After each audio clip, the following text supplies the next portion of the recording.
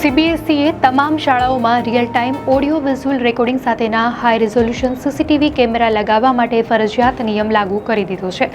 આનાથી શાળાઓમાં થતી કોઈપણ પ્રકારની શિસ્તભંગ, અસામાજિક પ્રવૃત્તિ કે સુરક્ષા ભંગ પર તુરંત કાર્યવાહી કરી શકાશે, જેનો મુખ્ય ઉદ્દેશ સીબીએસઈ બોર્ડની પરીક્ષાઓની પારદર્શિતા, નિષ્પક્ષતા અને સુરક્ષા વધારવાનો છે.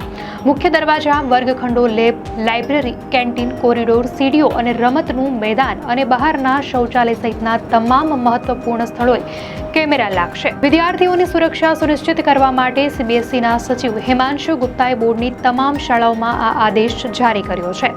આ સીસીટીવી કેમેરામાં 15 દિવસનું રેકોર્ડિંગ સુરક્ષિત રાખવું પડશે. છેલ્લા કેટલાક વર્ષોમાં શાળા પરિસરમાં બાળકોની સુરક્ષાને લગતી અનેક ગંભીર ઘટનાઓ સામે આવી છે. વાલીઓ અને સમાજ દ્વારા શાળાઓની મોનિટરિંગ સિસ્ટમ અને સુરક્ષા વ્યવસ્થા પર સતત પ્રશ્નો ઉઠાવવામાં આવી રહ્યા હતા.